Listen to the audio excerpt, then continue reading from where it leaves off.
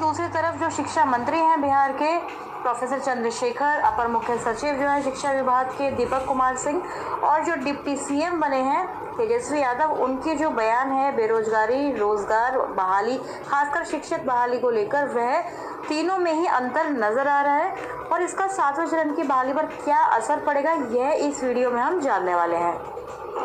सबसे पहले आपको बता देते हैं कि जो जाति व आर्थिक जनगणना बिहार राज्य में होनी है, उसको लेकर ये कयास लगाए जा रहे थे कि सितंबर अक्टूबर में यह प्रक्रिया शुरू होगी तो 7वें चरण की जो विज्ञप्ति जारी होने में डिले कर सकती है सरकार। लेकिन इसको भी अखबारों ने आज क्लियर कर दिया है, क्लैरिफिकेशन दे दिया है कि ये जो जातीय गणना है, आर्थिक गणना है, वह अक्टूबर नवंबर में नहीं, मतलब नवंबर के महीने में शुरू होगी, सितंबर अक्टूबर में नहीं की जाएगी।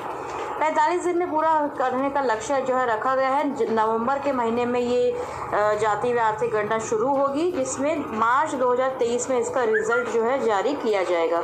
तो एक बाधा जो हम कह सकते हैं कि दूर हुई है किसी हद तक, क्योंकि जो विज्ञप्ति जारी होने की जो एक हर्डल्स है वह कई सारे थे, उसमें से एक ये जो रुकावट है उसको आप समझ सकते हैं कि अभी थोड़ी दूर है। तो सरकार को विज्ञप्ति जारी करने के लिए अभी एक मौका है, अपॉर्चुनिटी है कि सरकार बहाली के लिए जो विज्ञापन है निकाल सकती है।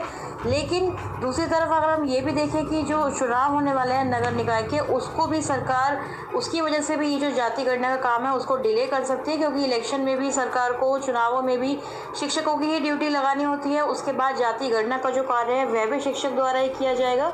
इस खबर को यदि आप पढ़ेंगे तो यहाँ ये लिखा है कि शिक्षक सुबह शाम जो है गणना करेंगे और जो पढ़ाई है वह भी स्कूलों में बाधित नहीं होगी। तो यानी कि देखिए, शिक्षकों को यहाँ पर बिल्कुल ही मतलब समझा जा रहा है कि सुपरमैन सुपर वुमेन है सारे टीचर्स। सुबह और शाम को गणना का काम होगा, उसके बीच में शिक्षक जो है स्कूल जाकर सारी जो है अपनी कक्षाएँ भी लेंगे।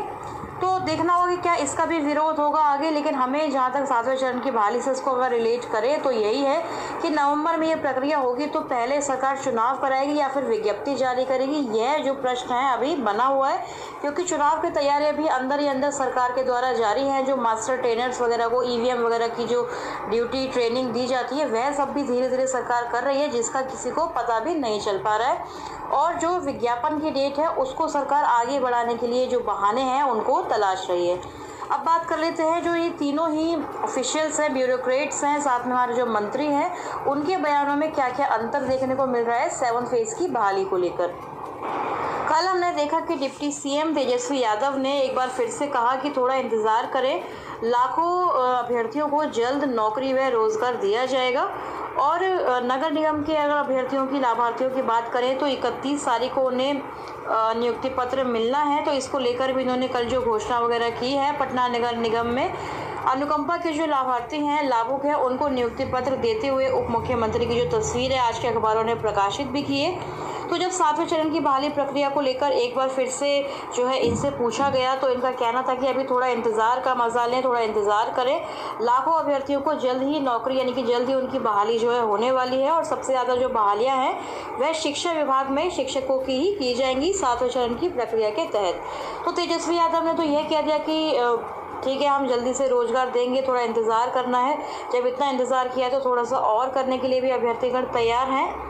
वहीं दूसरी तरफ जो अपर मुख्य सचिव हैं शिक्षा विभाग के, उनका भी देखिए कल जो एक स्टेटमेंट है, कल उन्होंने भी 4 जो ज़िले हैं उनकी शैक्षणिक समीक्षा की थी, जिसमें वैशाली, सिवान, सारण व गोपालगंज के जो शिक्षा पदाधिकारी हैं शामिल हुए थे। तो इस दौरान उन्होंने देखिए काफ़ी सारी चीज़ें कही हैं। तो उनका एक स्टेटमेंट है जिसको लेकर विरोधाभास है, जिसको लेकर हम कह सकते हैं कि उन्होंने कुछ गलत तो नहीं कहा, लेकिन फिर भी बहाली प्रक्रिया को लेकर उनका जो रिस्पांस था इतना ज़्यादा अच्छा नहीं लगा अभ्यर्थीगण को। उन्होंने कहा कि साक्षर व्यक्ति कभी भूखा नहीं मर सकता और जितने भी कोई भी सरकार चाहे आ जाए, सभी पढ़े लिखे, सभी साक्षर व्यक्तियों को नौकरी नहीं दे सकती है। तो उनका कहना था कि बिहार की आबादी 12 करोड़ है और यानी 2 करोड़ परिवार हैं। तो हर परिवार से अगर एक को भी जोड़े तो 2 करोड़ लोगों को सरकारी नौकरी देना मुमकिन नहीं है। तो तो इसको लेकर देखिए फिर से एक बार सोशल मीडिया पर उनको ट्रोल किया जा रहा है अपर मुख्य सचिव को, क्योंकि वह शिक्षा विभाग के अपर मुख्य सचिव हैं। उनका काम है कि किस प्रकार से स्कूलों में, विद्यालयों में बिहार की जो शिक्षा व्यवस्था है सुदृढ़ हो, साथ ही शिक्षक बहाली को लेकर भी अभ्यर्थीगण जो है 7वें चरण के, उनको लेकर एक पॉजिटिव आउटलुक रखते हैं। तो उनका ये बयान जो है कि सभी को नौकरी नहीं दी जा सकती, सबकी बहाली नहीं की जा सकती है, इसको लेकर देखिए एक बार फिर से अभ्यर्थीगण काफ़ी निराश हुए हैं। जिलों की शैक्षणिक समीक्षा करने वह गए थे, वहीं पर पठन पाठन पर उन्होंने विशेष ध्यान देने के लिए कहा और जो भी जांच में कमियां पाई जाती हैं उनको शीघ्र ठीक करने के लिए कहा। लेकिन शिक्षक बहाली को लेकर उनका ये जो स्टेटमेंट आया उसको लेकर अभ्यर्थीगण काफ़ी उनसे हताश भी हैं और निराश भी हैं। वहीं एक और जो ताल्लुक़ रखते हैं शिक्षा मंत्री शिक्षक बहाली से, उनको भी देखिए कुछ भी अगर पूछा जाता है तो उनका क्या रिस्पांस आता है वो तो हम आपको दिखाते ही रहते हैं। 7वें चरण की प्रक्रिया को लेकर वह कितने ज़्यादा डायलॉग्स देते हैं या फिर कितने अच्छे रिस्पांस देते हैं, ये तो किसी से छुपे हुए नहीं हैं। और जब भी उनसे कोई शिष्टमंडल मिलने जाता है तो उनका जो रिस्पांस है वह हमेशा पॉजिटिव रहता है, वह आश्वासन देते ही हैं। कल भी उन्होंने जो शिक्षकों के स्थानांतरण को लेकर, ट्रांसफ़र को लेकर कहा कि ये प्रक्रिया जल्द शुरू की जाएगी। तो जो शिक्षा मंत्री से जब ये संघीय शिष्टमंडल मिला था तो उन्होंने जो अपना मांग पत्र है शिक्षा मंत्री को सौंपा, जिसमें उनके 9 सूत्री मांगें थी। उसमें से एक सबसे मुख्य मांग थी कि जो शिक्षकों के स्थानांतरण की प्रक्रिया है उसको सुगम बनाते हुए जल्द ही ये जो प्रक्रिया है शुरू की जाए। तो शिक्षा मंत्री ने सभी मांगों को गौर से पढ़ा है और सकारात्मक आश्वासन दिया कि जल्द ही स्थानांतरण यानी ट्रांसफ़र की प्रक्रिया को प्रोसेस को स्टार्ट करने वाले हैं। जबकि पूर्व जो शिक्षा मंत्री थे विजय कुमार चौधरी, उनका कहना था कि पहले 7वें चरण की बहाली प्रक्रिया हम लोग आरंभ करेंगे, उसके बाद ही ट्रांसफ़र की जो कार्रवाई है उसको अंजाम दिया जाएगा। लेकिन ये वाले जो शिक्षा मंत्री हैं किसी भी चीज़ को पूरी तरह से नकारते नहीं हैं, कोई भी अपना स्टैंड क्लियर नहीं करते हैं। ना तो इन्होंने ये कहा कि ट्रांसफ़र पहले हम कर देंगे, केवल आश्वासन ही आश्वासन देते जाते हैं।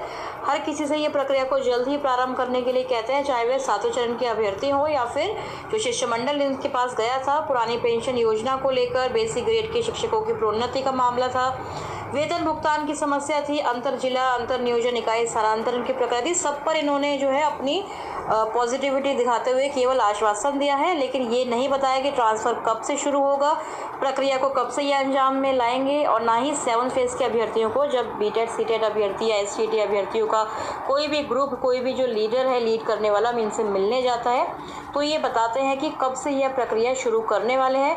यानी कि टोटल कहने का मतलब यही है कि जितने भी विभाग में मंत्री हैं या फिर ऑफिशियल्स हैं, ब्यूरोक्रेट्स हैं, अपर मुख्य सचिव हों, डिप्टी सीएम हो, सब जो है अभ्यर्थियों को केवल आश्वासन दे रहे हैं, टालने में लगे हुए हैं और कोई भी मतलब 7 फेज़ पर खुलकर बोलने को तैयार नहीं है, क्योंकि सरकार हमेशा ही डिले करने का सोचती है और इस बार भी यही है।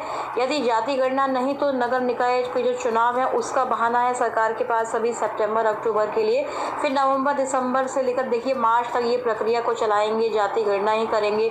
उसके बाद फिर क्या 7 फेज़ आएगा या फिर पैरेलली ये सारी जो चीज़ें हैं चलने वाली है।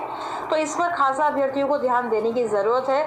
जैसे हम लोग आंदोलन करते आए हैं, जैसे प्रदर्शन हो रहे हैं सीएम के सामने हो, डिप्टी सीएम के सामने हो, शिक्षा मंत्री के सामने हो, वो हमें कंटिन्यू रखने हैं और आगे भी ट्विटर कैंपेनिंग वगैरह को भी कंटिन्यू करते रहना है, तभी सरकार पर दबाव बनेगा। यदि बीटेड सीटेड और एसटीटी अभ्यर्थी बिल्कुल अपनी मांगों को पुरजोर तरीके से नहीं उठाएंगे तो सरकार एक बार फिर से बहाली प्रक्रिया को 2024 या फिर 2025 तक लेकर जाने वाली है। तो इस वीडियो में फिलहाल इतना ही। आगे भी 7 फेज़ की